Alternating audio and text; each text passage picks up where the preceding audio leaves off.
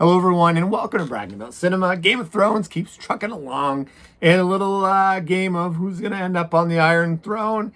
It's still heating up. This show is a slow burn and I just finished episode 3, so keep watching to see what I thought.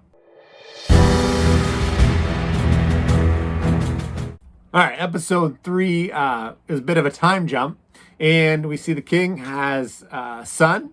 And he also has another baby on the way. And of course, the firstborn male heir, is supposed to be the next king. And of course, he had already promised that position to his daughter. So there is a lot of tension between the king and his daughter, because she wants to be queen and she thinks she's being replaced because of some tradition that she doesn't agree with. And he hasn't actually come out and said, hey, I'm going to do this. But she's anticipating it without even talking to him. And you can see it breaks his heart, because I feel like when I watched the show, he loved his wife very much. Even though he was in this pursuit of a boy, I do believe he is racked with guilt. This is still really a different king than we ever saw in the original Game of Thrones series, because I don't feel like he's confident. He is not a warmonger like some of the other kings. So I like this king because he's not the mad king, because is giving us something different from Game of Thrones. And sometimes when you get spin-offs, you just get a rehash of what happened before, and we are definitely not getting that.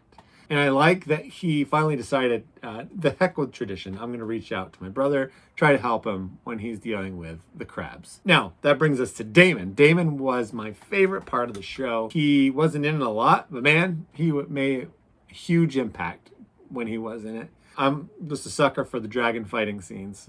That's a given. That wasn't working, though.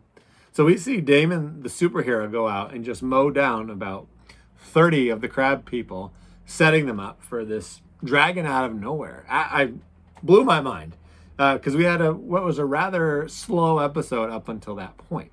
Another thing I thought was interesting was we saw the king go on the big hunt. And if I remember correctly from the first episode, that's when the original king, Robert Baratheon, he was killed on the big hunt. And I almost thought they were going to have him die also, but they did not. So I think this did a good job of solidifying him as a king that no idea what he's doing, no idea what's going on, that he is racked with guilt. And I think sooner rather than later, he needs to be replaced. Now, maybe people like him because of the fact that he can be manipulated a little bit. We even got to see the Lannisters, who always make good on their debts. And, we see suitors lining up to marry his daughter, and he wants her to choose. I'm really intrigued. I think it's down between, I think we're going to keep the throne in the family. I think it's going to be a Targaryen throne. I think it's still down between Daemon and the princess. Now, Daemon is making a strong case for being a warrior after this heck of a battle at the end to, I'm assuming, finishing this little skirmish. And, on shows like this, the show of power is one that really always resonates with people. And that's who people want to align with, because they're either going to get more power or they fear them. And it seems like a lot of them are not ready to have a queen on the throne. So right now, I think I'm going with Daemon as the next king. What do you think? What did you think of the episode? Are you digging the slow burn to what I think will be a big finale as we start jostling around? I think there's another big time jump coming in, but we haven't seen it yet. So I'd love to hear your thoughts. I'm loving the show so far. This mixed in with Lord of the Rings on Friday nights. My fantasy cup is just, I'm enjoying it. Ancient and medieval shows are on top of the world right now.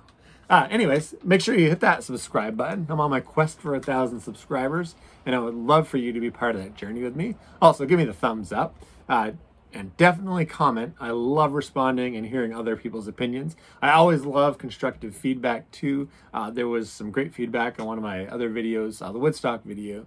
I really appreciate it. So thank you again for being a subscriber. Thank you for watching my video. And the best part is, don't forget, when you watch my videos, you're going to find something to brag about.